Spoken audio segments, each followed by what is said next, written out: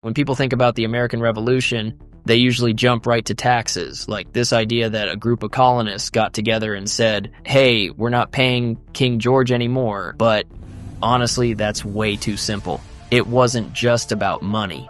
Not really. It was about something much, much bigger. The founding generation wasn't just asking to keep a few more coins in their pockets. They were talking about agency, about self-governance. It was about saying, I am the one who makes decisions for my life, not some asshole across an ocean. This guy, he's sitting in his palace, never even seen a pine tree that wasn't carved into a chair, telling people how to live 3,000 miles away. King George. He was like that dad who says, as long as you live under my roof, you'll follow my rules, but then the kids move out and start their own country.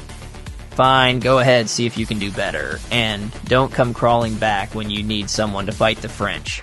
Liberty wasn't a new idea, not by a long shot. Philosophers had been kicking it around for centuries, before 1776, but what the revolutionaries did, they took this abstract concept, the idea of liberty, and made it something visceral, something you could feel in your gut. They weren't just talking theory, they were living it, bleeding for it. They wanted liberty to be more than a word in a speech. They wanted it to be real, tangible, something you could see play out in your everyday life. When you read the writings of people like Jefferson or Adams, you notice how often they link liberty to morality, to this idea of personal agency. Liberty wasn't about doing whatever you wanted. It was about having the freedom to do what you ought to do, what you believe is right. That's powerful, right? To govern yourself, not just in a political sense, but in a moral sense too. I had this moment the other day, right? I'm sitting there trying to download some new app like an idiot, just scrolling through this mountain of terms and conditions. You ever see how long these things are? You know, the kind nobody reads unless you're a lawyer or you just really hate yourself. It's like the Dead Sea Scrolls for selling your soul. Nobody reads this crap. And it hits me. This is what liberty looks like now. Not fighting redcoats, just clicking agree and hoping I'm not signing up to donate a kidney to Jeff Bezos. The founders would have a stroke. They're rolling in their graves like, we risked everything for liberty and you're giving it away for a free trial or a 10% off coupon and a dancing cat filter. We threw tea in the harbor, now you throw privacy in the trash to have some influencer sell you vitamins that'll turn your pee neon. When you look back at the revolution, it ain't just about muskets and some dude riding through the night yelling, the British are coming.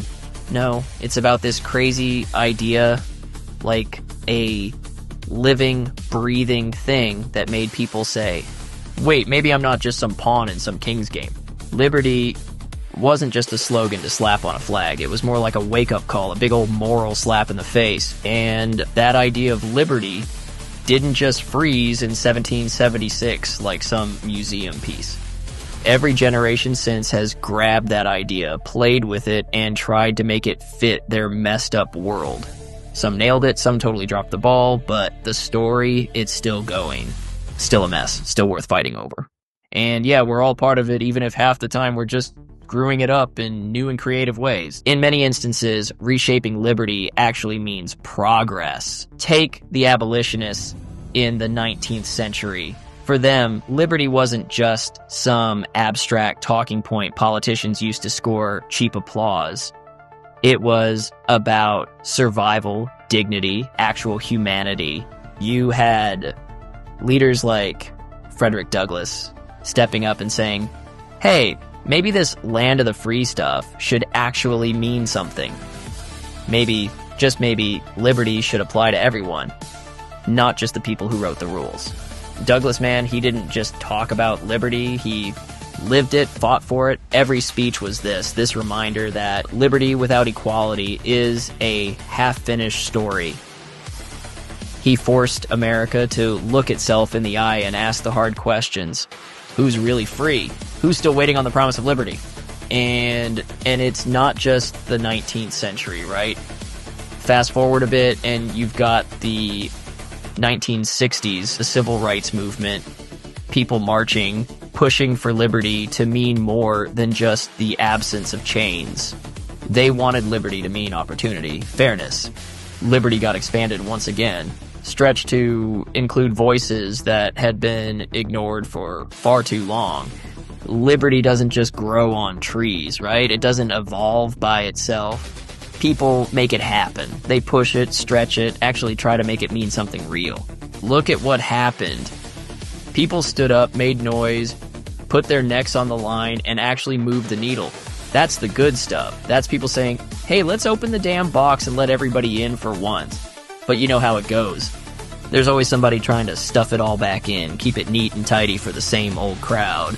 It's this constant back and forth, like a tug of war where nobody ever wins for long. And now here we are, our turn at the wheel. We've got our own mess of problems and hopes. And the big question is, what are we going to do with liberty now? Are we going to step up and keep pushing it forward, or just sit back and let it get watered down by people who'd rather keep things comfortable for themselves? It's on us. What are we letting it mean? Because if we don't shape it, you know someone else will, and they'll probably screw it up. So here we are, modern life, right? Liberty's not some statue in a museum. It's a freaking battleground. Like, everywhere you look, there's surveillance tech. Your phone's listening, your TV's watching, hell, your fridge probably knows when you're sad. And we're all like, it's for safety, it's for security. Yeah, sure.